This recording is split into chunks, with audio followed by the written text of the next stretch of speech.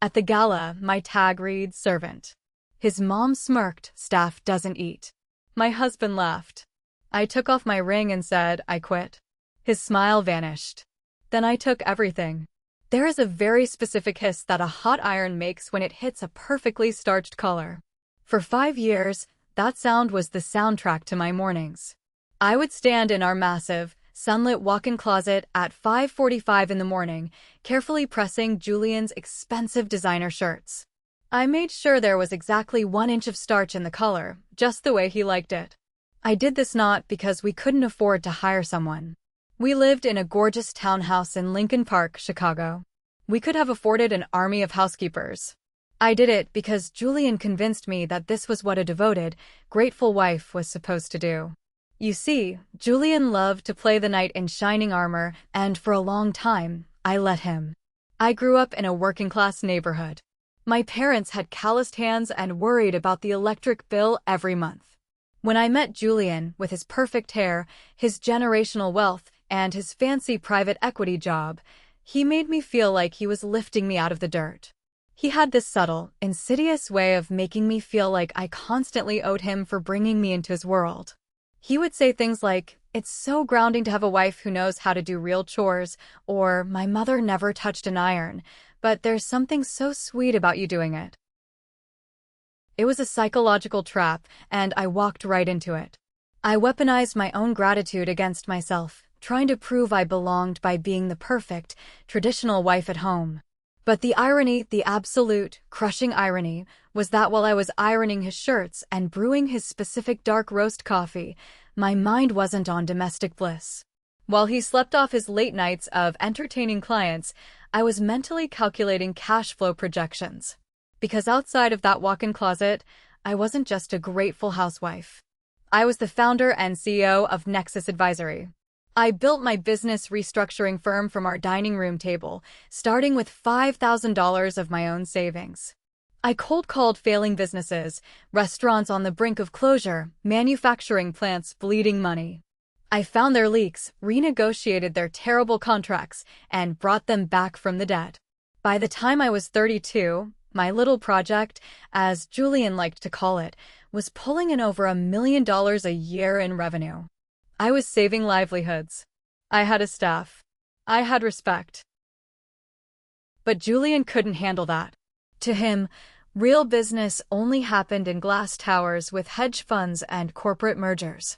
Saving a neighborhood bakery or a mid-sized logistics company wasn't real finance. It was just me playing businesswoman. Lately, his dismissive attitude had curdled into outright coldness. He was distant. He missed dinners. He forgot my birthday until his assistant sent me a generic bouquet of grocery store flowers at 4 in the afternoon. The man I was ironing shirts for had become a ghost in our marriage, drifting through our home with a permanent look of boredom and mild annoyance whenever he had to interact with me. Yet, I kept ironing. I kept my head down. Because that's what women from my background are taught to do: work harder, complain less, and eventually, they'll appreciate you. I was so incredibly wrong. If there was one moment that should have snapped me out of my delusion, it happened 18 months ago. Julian's family legacy, Hawthorne Manufacturing, was on the verge of total collapse. His father had built it over 30 years, but bad management and a shifting economy had left them bleeding hundreds of thousands of dollars every single month. They were weeks away from filing for bankruptcy. Traditional consulting firms wanted $400,000 just to look at the paperwork. They didn't have that kind of cash. So, Julian panicked, and suddenly my little hobby was useful. I stepped in. I worked 16-hour days. I lived on terrible coffee and cold takeout. I went through their supply chain line by line. I renegotiated with their union without triggering a strike, pivoted their production lines to meet current market demands, and cut their overhead by 30%. I saved 200 jobs. 200 blue-collar workers with mortgages and kids kept their paychecks because I understood how a factory floor actually operated. You would think this would earn me a permanent seat at the family table. You would think Beatrice, my mother-in-law, would show a shred of gratitude. Beatrice was a woman who measured human worth in designer labels and trust fund zeros. She lived in a massive estate, dripping in jewelry paid for by the very company I was currently saving. One afternoon, she decided to grace the factory with her presence. I was in the break room, eating a terrible sandwich with the line supervisors, going over shift schedules. Beatrice walked in wearing a pristine white coat, carrying a handbag that cost more than most of those workers made in a year. She didn't look at the charts. She didn't look at the production line. She literally pinched the bridge of her nose to block out the smell of sweat and machine oil. She looked at me, sitting with the supervisors, and sighed. "Oh, Valerie," she said, her voice dripping with artificial pity. "Look at you, playing in the dirt with these people. I suppose it's good you have your little projects to keep you busy while Julian does the real heavy lifting in the city." She said these people with such venom, as if the men and women keeping her wealthy were a disease. I felt the heat rise in my cheeks, but I bit my tongue. I swallowed the rage because I wanted to keep the peace. I smiled politely and escorted her back to her luxury car. I told myself she was just from a different generation. I made excuses for her classism, just like I made excuses for Julian's neglect. I saved their empire. I handed them back a profitable, stable company. And in return, I was still just the girl from the wrong side of the tracks who didn't know how to hold a champagne flute properly.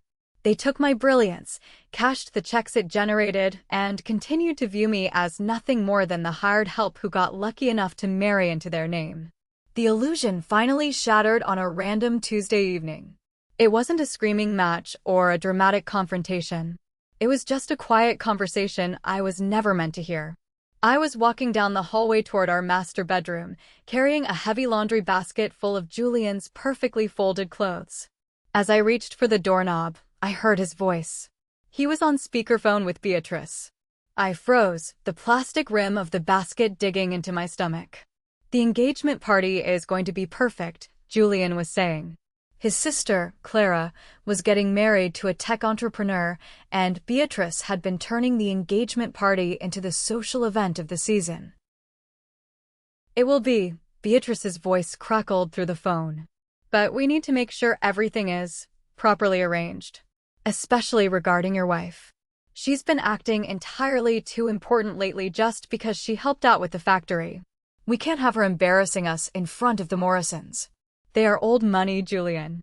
They notice these things." I held my breath. I expected my husband, the man I loved, the man I served, to defend me. To say, "Mother, she saved our family. Treat her with respect." Instead, Julian laughed. It was a relaxed, amused chuckle. "You're right, Mom. She needs to learn her position. The idea you had for the check-in table is brilliant. Maybe after this, Valerie will finally stop pretending her little consulting business puts her on our level." "Exactly," Beatrice purred. "It will be a gentle, public reminder of where she truly belongs. It's for her own good, really." He laughed again, agreeing with her about how entertaining it would be to see me taken down a peg in front of Chicago's elite. I stood there in the hallway, and I didn't cry. My heart didn't break, it just turned to ice. The devoted, eager-to-please wife died right there on the hardwood floor, holding a basket of warm laundry. I set the basket down without making a single sound. I turned around and walked down the hall to my home office. I locked the door behind me. I sat down at my desk, opened my secure laptop, and clicked on a hidden, encrypted drive. The folder was simply named Insurance. You see, I wasn't stupid. Naive about love, maybe, but not stupid about numbers. When Julian had started acting distant 6 months ago, my consultant instincts had flared. I had started digging. And what I found in that folder wasn't just proof of a failing marriage. It was proof of multiple felonies. I stared at the screen, looking at the culmination of months of quiet, midnight investigations. Julian and Beatrice thought they were so clever, planning a high school mean girl prank for a fancy party. They had no idea that the woman they were planning to publicly humiliate already held the power to send them to federal prison. They wanted a war of social classes.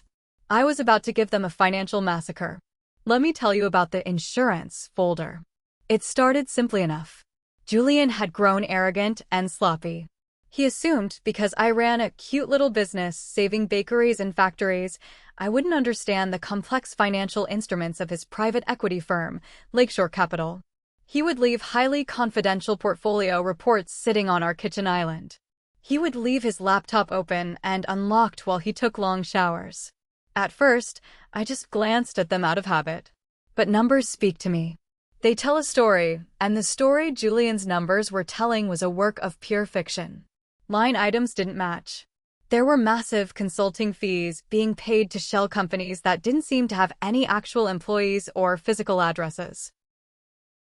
I spent night after night while he was supposedly out entertaining clients, photographing his documents and cross-referencing public records.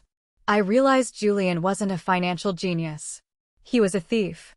He was taking millions of dollars of investor funds and diverting them into accounts he controlled, masking it as legitimate business expenses. It was classic embezzlement, just dressed up in expensive suits and corporate jargon. I didn't do this alone. I brought in Declan, a brilliant forensic accountant I had poached from a major firm to be my right hand at Nexus Advisory. Declan is the kind of guy who gets excited about hidden offshore accounts. Together, we mapped out every single stolen dollar. We also brought in Diana Roth. Diana is a corporate litigator who terrifies grown men for a living. When I showed her the files, she didn't gasp. She just smiled a very cold smile and said, "Whenever you are ready, Valerie, this is prison-level fraud. We will ruin him." But the financial crimes weren't the only things in the folder. If you dig into a man's finances, you inevitably find his secrets. I found out why he was always working late. Her name was Monica Hayes. She was a junior vice president at a rival firm. The hardest thing I ever had to document was the credit card statement from our anniversary last year. Julian had called me at 7 in the evening, sounding incredibly stressed, saying an emergency acquisition had fallen through and he had to stay at the office all night. I ate our anniversary dinner alone. Meanwhile, the credit card statement showed he had checked into the Palmer House Hotel. There were charges for room service for 2, expensive champagne, and a late checkout. I paid that credit card bill myself. I paid for his cheating out of our joint account, and I never said a word. I filed the receipts, the hotel security footage Declan legally obtained, and the emails into the folder. I was building an arsenal. I needed the case to be airtight before I pulled the trigger. While I was waiting for the perfect moment to strike Julian, the universe decided to test me from another angle. 3 weeks before the engagement party, my doorbell rang at 9 o'clock at night. I opened it to find Clara, Julian's younger sister, standing in the cold. Clara was 26, usually impeccably groomed, the golden child of the family. Tonight, she looked destroyed.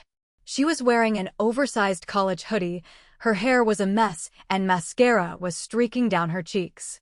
"I didn't know where else to go," she whispered. I pulled her inside immediately, made her a cup of strong tea, and sat her down at the kitchen island. Clara was marrying Felix, a hotshot tech founder whose company was supposedly revolutionizing digital payment processing. Julian and Beatrice adored Felix. He was exactly the kind of wealthy, connected son-in-law Beatrice craved. "Felix is rushing the wedding," Clara cried, wrapping her hands tightly around the warm mug. "He wants to do it next month instead of waiting for spring. He gets so angry when I push back. And he keeps making me sign these weird non-disclosure agreements about his business. I feel like I'm going crazy. He tells me I'm just being paranoid and emotional." My blood ran cold. The rushing, the secrecy, the gaslighting, I recognized the playbook. But I knew if I just told Clara that her fiancé was a manipulator, she would get defensive. She had been raised by Beatrice, a master manipulator. Clara was conditioned to think this behavior was normal love. "Let's not guess," I said gently. "Let's look at the numbers. You have access to his public pitch decks, right?" We sat on my kitchen floor for 4 hours with my laptop. I didn't do the work for her, I guided her. I showed her how to look up the banking partners Felix claimed to have. We found that the partnerships were just non-binding letters of intent, meaning absolutely nothing. I showed her how to analyze user growth charts. Felix claimed to have 2 million active users on his app. Look at this curve, Clara, I pointed to the screen. It's a perfectly straight line up. Real human adoption doesn't look like that. Real growth has spikes on weekends, dips on holidays. This is a straight, algorithmic line. Clara stared at the screen, the color draining from her face. You mean? They aren't real people, I said softly. It's a bot farm. He bought fake accounts to inflate his numbers so he can secure his next round of investor funding. His company is worthless. He's rushing the marriage so he can use your family trust fund to bail out his failing scam before the authorities catch on. Clara broke down, sobbing uncontrollably. I held her on the kitchen floor while she mourned the future she thought she had. But when the tears stopped, something hardened in her eyes. Thank you, she whispered. Everyone else in this family just tells me how lucky I am. You're the only one who actually treats me like family. We spent the rest of the night planning her escape, bonding in a way Julian and Beatrice could never understand. Just when I thought the Hawthorne family couldn't get any more corrupt, Beatrice decided to call me directly. She never called me unless she wanted something she didn't want Julian to know about. Valerie, darling, her voice oozed false affection through the phone. I find myself in a tiny bit of an embarrassing situation. What is it, Beatrice? I asked, keeping my voice perfectly neutral while I typed a message to Declan on my other screen. There's been a mix-up with the accountants, she sighed dramatically. A sudden tax bill for the estate. It's $50,000, due immediately. My funds are temporarily tied up in some tedious trust restructuring. Could you be a dear and transfer it to me? Just between us girls, of course. I'll pay you back next month. It took everything in my power not to laugh out loud. The woman who just bought a new Range Rover and spent her weekends at exclusive country clubs was begging her daughter-in-law for $50,000. She played the helpless widow perfectly, but I knew she was just bleeding me for shopping money. Of course, Beatrice, I said smoothly. Send me the wiring instructions. I'll take care of it today. I hung up, transferred the $50,000 from my personal business account, and immediately called Declan. She took the bait, I told him. Track the wire. I want to know exactly where that money lands, and I want you to pull every financial thread attached to that account. It took Declan 3 days, but when he walked into my office and dropped a thick manila folder on my desk, he looked like he had just won the lottery. You are not going to believe this, Declan said, tapping the folder. Beatrice's wire hadn't gone to an IRS payment portal. It had gone to a private wealth management firm, which then routed it to an offshore holding company. Declan had dug into the holding company's history. During Beatrice's highly publicized, bitter divorce from her previous husband years ago, she had cried poverty to the judge. She claimed she was left with nothing, securing massive alimony payments. But Declan found the truth. She had secretly funneled $2.3 million into a hidden account in the Cayman Islands before the divorce was finalized. She had committed massive perjury and asset concealment. She was sitting on a dragon's hoard of illegal cash while begging me for pocket money. I looked at the documents, feeling a profound sense of peace. I had Julian for embezzlement. I had Felix for fraud. And now I had Beatrice for perjury and hiding assets. I carefully scanned every page, encrypting them and sending them to Diana Roth. Diana would know exactly which aggressive divorce attorneys from Beatrice's past to anonymously mail these documents to. The trap was set. Now I just had to wait for the party. The invitation to the engagement party arrived by courier 2 weeks before the event. It was ridiculous. Thick, cream-colored cardstock with gold embossed lettering that probably cost $50 per envelope. I stood at the kitchen island, tracing the raised letters. It formally requested the honor of our presence at Crystal Gardens, the most exclusive, ridiculously expensive venue in Chicago. But what caught my eye wasn't the location. It was the name on the envelope. Mr. Julian Hawthorne. Just Julian. My name was entirely absent. Not even a generic and guest. When Julian finally came home that evening, smelling faintly of a bar and heavily of arrogance, I held the envelope up. Did the calligrapher run out of ink? I asked, my tone light but pointed. Julian barely glanced at it as he poured himself a glass of expensive scotch. Oh, that. Don't be so sensitive, Valerie. Mom was rushing to get them out. It's just a clerical error. Obviously, you're coming.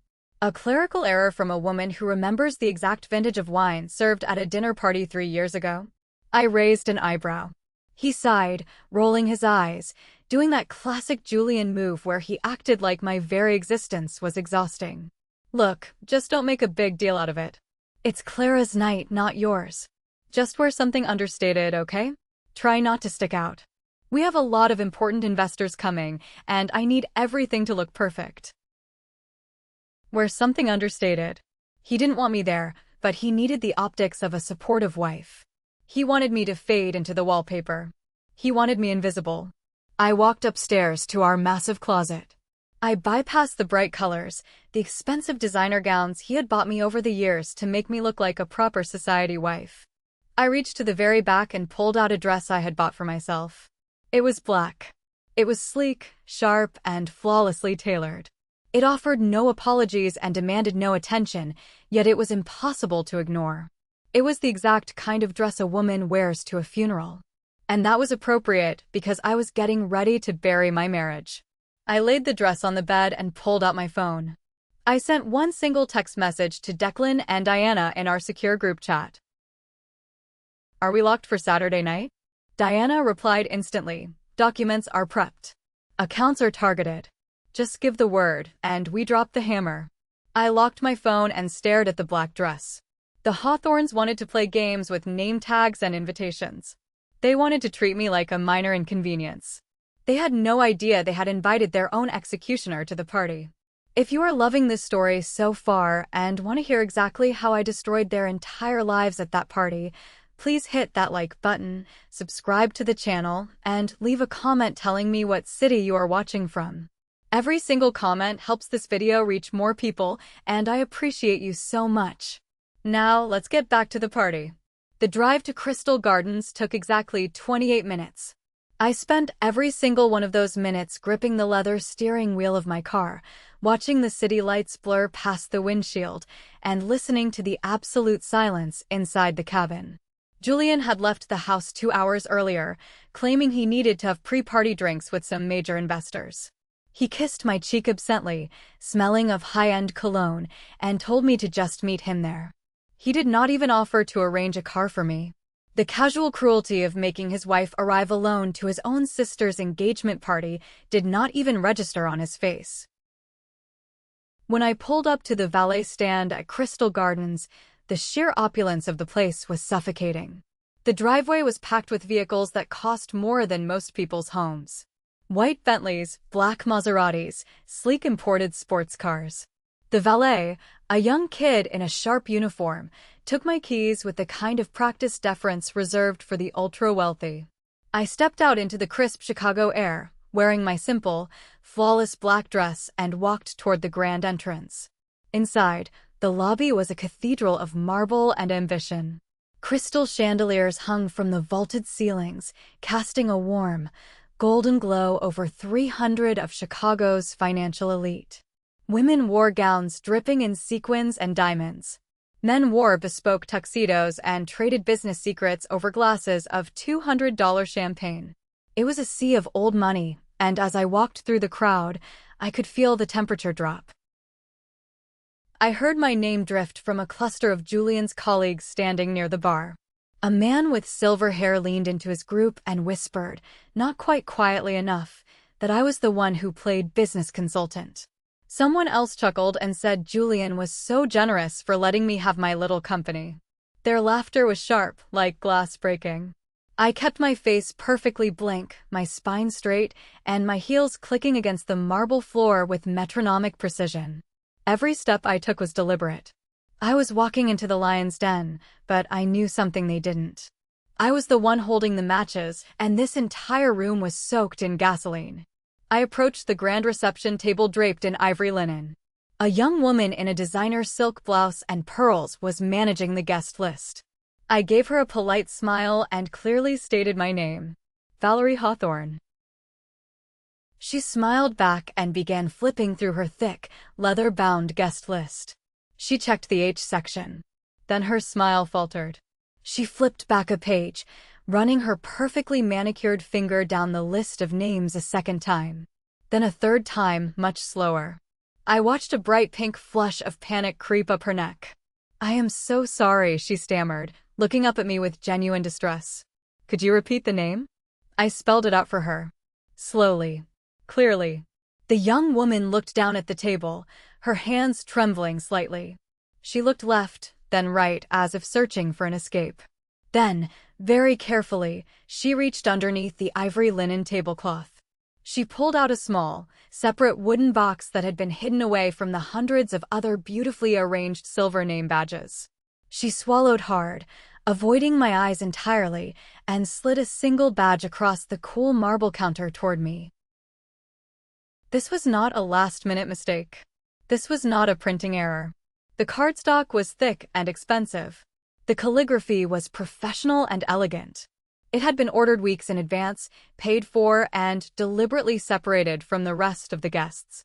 I stared down at the badge, my heart beating a slow, heavy rhythm in my chest as I realized exactly what Julian and Beatrice had planned. The beautiful, sweeping calligraphy on the badge did not say Valerie Hawthorne. It did not say wife of Julian. It did not even say guest. It read, simply and clearly, servant. Before I could even process the letters printed on the card, Beatrice materialized beside me. She was wearing a champagne-colored gown that probably cost $30,000, and her timing was so impeccable she must have been hiding behind a floral arrangement waiting for this exact second. "Oh, Valerie," Beatrice announced. She did not whisper. She pitched her voice perfectly so it would carry across the echoing marble lobby. "You really should not be standing here at the main guest check-in. As the badge says, you are just staff here tonight. The staff usually enters through the back alleyway." The words landed like a physical blow. Conversations around us stopped mid-sentence. Investment bankers turned away from the bar. Socialites lowered their champagne flutes. 300 members of Chicago's absolute upper crust suddenly had their evening's prime entertainment. They were watching the mighty Beatrice Hawthorne publicly designate her own daughter-in-law as hired help. I heard someone gasp. I saw a man actually pull out his phone to take a picture. I did not scream. I did not cry. I picked up the badge with terrifyingly steady hands, clipped it directly to the chest of my elegant black dress, and walked right past Beatrice into the main ballroom. Table number 3 was positioned perfectly for maximum visibility. It was close enough to the family's head table to show importance, but completely exposed. There were 8 beautiful, crystal place settings arranged on the table. But there were only 7 chairs. The gap where my seat should have been screamed louder than any microphone ever could. The empty space was architecturally perfect. No one had accidentally bumped a chair. It had been removed on purpose. I walked over to the table and simply stood beside the empty void where my place should have been. I stood there, wearing a badge that labeled me a servant, while the entire ballroom watched. Julian arrived 40 minutes later. He swept into the ballroom with the arrogant confidence of a man who had consumed exactly 3 expensive whiskeys. He was flushed, smiling, and reeked of a very specific, highly recognizable Chanel perfume. Monica's perfume. There was a faint smudge of coral pink lipstick near his collar that he hadn't bothered to wipe away completely. He walked over to table number 3. He saw me standing there. He looked at the badge on my chest. He looked at the missing chair. He looked over at his mother, who was watching from the head table with a smug, victorious smile. And then, my husband laughed. It was not a nervous laugh. It was not a laugh of shock or misunderstanding. It was a genuine, deep belly laugh, like someone had just delivered the punchline to a fantastic joke. He reached over the table, picked up his wine glass, and took a casual sip. "Relax, Valerie," he said, loud enough for the neighboring tables to hear. "Staff doesn't eat. Food is for family. 5 years. 5 years of waking up at dawn to press his colors. 5 years of paying for his mistakes, cleaning up his messes, and smiling at his condescending friends. 18 months ago, I worked myself into the ground to save his father's entire manufacturing legacy. I saved their wealth. I saved their name. And in return, I was not family enough to have a chair. I was not human enough to have a plate. I was just an accessory that had finally become too inconvenient to pretend to respect. In that exact moment, looking at Julian's laughing face, I felt a crystalline sense of clarity. The marriage did not die slowly. It evaporated instantly. I looked at Julian. I looked at the man who thought he was a god among men, completely unaware that his empire was built on a foundation of lies, stolen money, and my silent labor. I raised my left hand. On my ring finger sat a massive, 2-carat flawless diamond. Julian had not bought it because he loved me. He bought it because a junior partner at Lakeshore Capital needed to project an image of extreme wealth and stability. It was a prop. A shiny metal handcuff. The metal was warm from my skin. I had not taken it off for 5 years. Not to shower, not to sleep, not to wash my face. But right now, it felt like a lead weight. With deliberate, excruciating slowness, I reached over with my right hand and grabbed the band. The movement drew the eyes of everyone in the immediate vicinity. A woman at the next table actually set her fork down mid-bite. The string quartet in the corner seemed to play a little softer. I slid the ring off my finger. I held it in the air for just a fraction of a second, letting the massive crystal chandeliers above us catch every facet of the diamond. Then I lowered my hand and dropped the ring directly onto his empty, pristine porcelain dinner plate. The sound it made was incredible. It was a sharp, loud click that echoed through the silence. It sounded like a gunshot in a library. The sound expanded in ripples, silencing table after table until the entire front half of the ballroom was dead quiet. "I quit," I said. My voice was not loud, but the room was so silent that the words carried perfectly. I looked right into Julian's eyes. "I am no longer yours." The smug, entertained smile on Julian's face vanished instantly. His features twisted through a rapid sequence of emotions. First confusion, then embarrassment, then a sudden, horrifying realization that I was completely serious. His wife, the woman he had just labeled a servant, had just publicly dumped him in front of Chicago's entire financial ecosystem. I did not wait for his response. I did not look at Beatrice. I turned on my heel and walked toward the grand exit. My heels marked every single step against the marble floor. Behind me, the ballroom erupted into absolute chaos. I heard chairs scraping against the floor. I heard voices rising in shocked whispers. I heard Beatrice's sharp, panicked voice yelling at Julian to do something. But I never looked back. The air in the parking garage was freezing, but I felt completely on fire. My hands were perfectly steady as I unlocked my car and slid into the driver's seat. I did not turn the engine on. Instead, I pulled out my phone and dialed Declan's number. It rang twice. Declan picked up. He was at his computer, waiting. "Execute Project Revelation," I said. No hello. No preamble. There was a pause on the line, just a heartbeat of silence. Then Declan's voice came through, crisp, professional, and deadly. "Confirming execution. Asset freeze protocols are initiating now. The board of directors will have the files in their inbox at 6 in the morning. The SEC submission is locked and uploading." I ended the call, started my car, and drove out into the night. 300 people at that party thought they had just witnessed the grand finale. They thought they had seen the ultimate drama. They were completely wrong. That was just the opening act. The weekend was a masterclass in psychological warfare. Julian called me 73 times between Saturday night and Sunday evening. I let every single call go to voicemail. At first, his messages were angry, demanding I come back and stop throwing a tantrum. By Sunday afternoon, the alcohol had worn off and the panic had set in. He was begging me to answer, swearing it was just a joke, a terrible misunderstanding orchestrated by his mother. I sat in my home office, drinking green tea, and forwarded every single voicemail to Diana Roth to add to our harassment file. Monday morning arrived with a crisp, clear blue sky.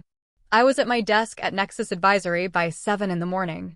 At exactly 8 o'clock, the whistleblower portal on the Securities and Exchange Commission website received 27 meticulously organized, heavily encrypted files. Bank statements, wire transfers, fake invoices, Proof of $3.2 million stolen from pension funds. At exactly 8:15, a massive data dump was sent anonymously to the board of directors at Lakeshore Capital, along with their internal compliance officers. At 9:15, my phone buzzed. It was Declan. "Check your email," he said. Security footage from Lakeshore just leaked. An analyst sent it to a massive financial blog. I opened the video file. It was grainy, taken from a hallway security camera pointing into Julian's glass-walled corner office. The timestamp read 8:43 a.m. Julian was standing at his desk, reading something on his computer monitor. I watched as his posture completely collapsed. He read the email from the compliance department notifying him of the investigation and his immediate suspension. It took 30 seconds for the reality of federal prison to hit him. Julian picked up his heavy, silver laptop and hurled it straight into the glass wall of his office. The glass didn't shatter completely, but a massive spiderweb crack bloomed across the pane. He started screaming. He swept his arm across his desk, sending files, coffee cups, and framed photos crashing to the floor. He grabbed his phone, dialed a number wildly, and when whoever it was didn't answer, he threw the phone at the wall too. The video cut to a view from the hallway. 3 junior analysts were standing there, their phones out, recording their arrogant boss having a complete psychological breakdown. By noon, the hashtag Hawthorne meltdown was trending on every financial network in the city. The comments were brutal. People he had bullied for years were coming out of the woodwork to share their horror stories. At 2 in the afternoon, I received a text message from an unknown number. "Valerie, it is Monica Hayes. Julian has been calling me non-stop begging for money to hire a defense lawyer. I thought you should know I am meeting with the SEC investigators tomorrow morning.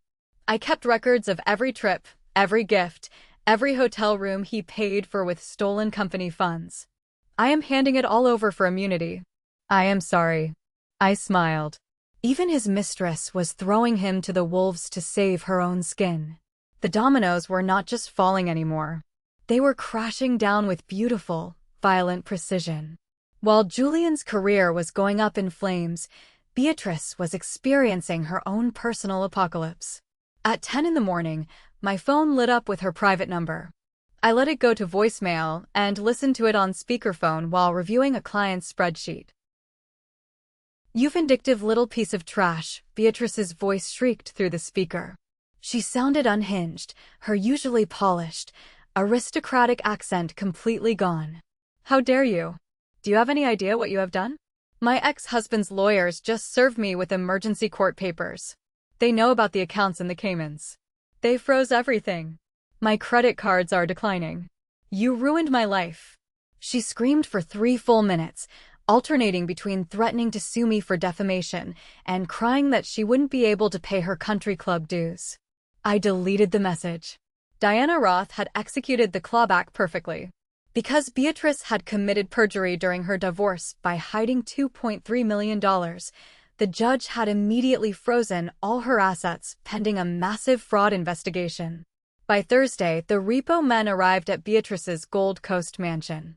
They towed her brand-new, custom Range Rover right out of her driveway while her wealthy neighbors watched from their windows. The ultra-exclusive Chicago Athletic Club suspended her membership. She went from being the queen of Chicago high society to a completely broke, publicly disgraced criminal in less than 4 days. But the absolute best update came from Clara. On Wednesday evening, Clara sent me a screenshot of a massive text message she had dropped into her family's group chat. The message was brilliant. Clara had compiled a 70-page PDF file exposing every single lie Felix had told about his tech company. She included the proof of the fake bot accounts, the forged bank documents, and the inflated revenue. She sent it to her parents, her extended family, and most importantly, she copied Felix's primary investors on an email with the same file. "The wedding is permanently canceled," Clara wrote in the chat. "Felix is a fraud. My trust fund is locked. Do not contact me. I am moving on." She immediately blocked all of them. Felix's startup collapsed within 48 hours. The investors pulled their term sheets, the board fired him, and he was left buried under millions of dollars of debt he could not pay. Clara had saved herself. She had used my tools, my guidance, and her own newfound courage to dodge a bullet that would have destroyed her entire life. She was free. It was 2 o'clock in the morning on Friday when my phone vibrated on my nightstand. It was an alert from the Ring camera on my front porch. Motion detected. I sat up in the dark, opened the app, and watched the live feed. Julian was standing on my porch. It had been less than a week since the engagement party, but he looked like he had aged 10 years. His expensive suit was wrinkled, stained with something dark, and completely unbuttoned.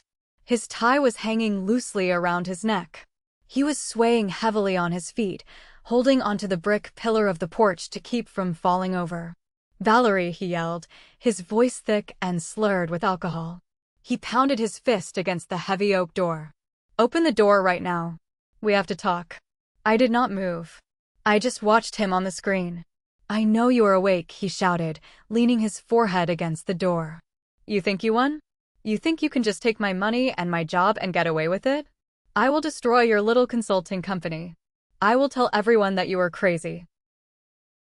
He was making threats, but there was absolutely no power behind them. It was just pathetic, drunken noise. When I didn't answer, his anger suddenly dissolved into a puddle of weeping self-pity. He slid down the door until he was sitting on the cold concrete porch, burying his face in his hands. "Please, Val," he sobbed. "Please help me. They took my equity. They froze my bank accounts. Mom is losing the house. I have nowhere to go. I am facing federal charges. Please, I love you." The badge was just a joke. It was Mom's idea, I swear. I never wanted to hurt you. Let me in. He sat out there for 20 minutes, crying and begging the camera. The mighty Julian Hawthorne, the man who laughed at me while I stood without a chair, was now a homeless, unemployed criminal crying on the doorstep of the woman he called a servant. Eventually, an Uber pulled up to the curb. He stumbled down the steps and got into the back seat. I watched the taillights disappear down the street. I felt absolutely nothing. No pity. No sadness. Just a cold, clean closure. First thing the next morning, I sent the downloaded video footage to Diana Roth. By noon, a judge granted a permanent restraining order against Julian based on his erratic, threatening behavior and the pending federal charges. If he ever came within 500 feet of me or my office again, he would go straight to a holding cell. I had completely scrubbed him from my life. A few weeks after the dust settled, Declan walked into my office and closed the door. He had a very strange smile on his face and a thick folder in his hands. "I have an investment opportunity for Nexus Advisory," Declan said, dropping the folder on my desk. "But it is highly personal." I opened the file. It contained the financial statements for Crystal Gardens, the ultra-luxury venue where the engagement party was held. "They are hemorrhaging money," Declan explained. "Terrible management, bad vendor contracts, and a massive balloon payment on their commercial mortgage due in 30 days. They are desperate for a buyout to avoid bankruptcy. We could acquire the property, the business, and all their existing event contracts for 40 cents on the dollar." I stared at the paperwork. For a fraction of our company's annual revenue, I could own the exact building where I had been humiliated. I could control the space where I was told I did not belong. I looked up at Declan and smiled. "Draft the acquisition papers immediately. Offer them 30 cents on the dollar. They will take it." We closed the deal 3 weeks later. The ink was barely dry on the contract when Declan brought me the best news of the entire year. As part of the acquisition, we inherited the venue's calendar of events. Right there, scheduled for the second week of December, was Beatrice's annual charity gala. It was her crown jewel, the event she used to prove her social dominance. She had paid the deposit months ago. Speaking of Beatrice, Declan laughed, pulling up a background check on his tablet. "You will never guess what she is doing to survive now." Because the courts had seized her offshore millions and her mansion was foreclosed on, Beatrice was completely destitute. She was currently renting a tiny, one-bedroom apartment near a noisy train station. To pay her rent, the former queen of Chicago society had taken a job as a front desk receptionist at a suburban dental clinic. She was making $15 an hour, plus basic health benefits. The best part, Declan added, is that she goes by the name Sarah Whitmore now. She is so ashamed of her fall from grace that she lied to her coworkers. She told them she is just a simple divorced woman starting over. The woman who sneered at blue-collar workers. The woman who handed me a servant badge. She was now filing insurance claims for root canals and answering phones. I picked up my pen and drafted a very formal, legally sound letter on Crystal Gardens letterhead. I informed Sarah Whitmore that under new ownership, the venue had instituted a strict policy against hosting events that promoted social stratification or elitism. Therefore, her charity gala was immediately canceled. We enclosed a cashier's check refunding her deposit in full. She was banned from the property. Exactly 1 year after the engagement party, I walked back into the grand ballroom of Crystal Gardens. It looked entirely different now. We had stripped away the suffocating, old money pretentiousness. The room was bright, warm, and welcoming. Tonight, the venue was hosting a completely free celebration dinner. We had invited 30 different immigrant families who had recently obtained their citizenship, along with a dozen small business owners whose companies I had helped save from bankruptcy over the years. There were no VIP sections. There were no hierarchical table numbers. Every table was round, meaning there was no head of the table. Every single chair was filled with people who understood the value of hard work, people who knew what it meant to struggle and rebuild. Clara was there. She was halfway through her MBA program at the University of Chicago, having won a full scholarship based on an essay she wrote about detecting corporate fraud. She looked radiant, wearing a simple navy dress, completely free from the heavy expectations of her toxic family. During the dinner, Clara stood up and clinked her glass.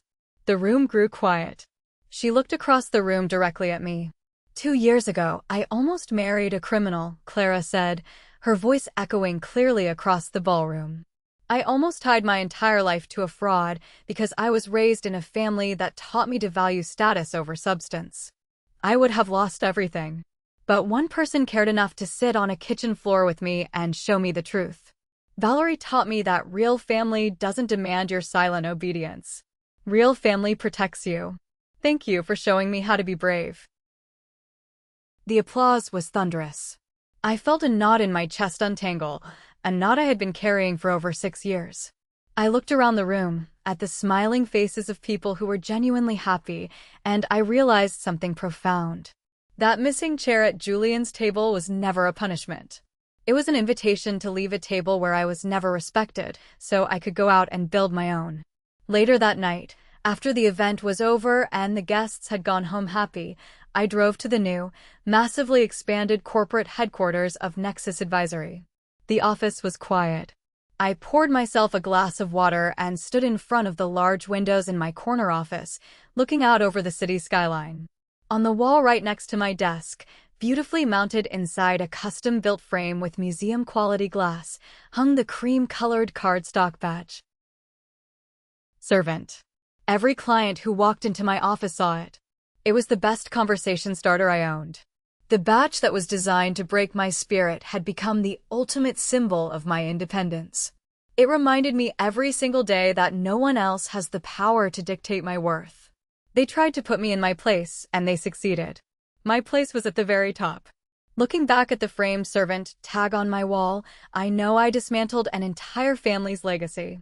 Some might say I went too far by destroying their finances and public image, but I believe I only handed them the consequences of their own actions. Tell me, Reddit. Was my revenge too ruthless, or did they get exactly what they deserved? Am I wrong? Thank you for watching to the very end. If this story of brutal revenge and ultimate empowerment left you speechless, please hit that like button and drop your thoughts in the comments below. Don't forget to subscribe and ring the notification bell so you never miss another gripping story. See you in the next video.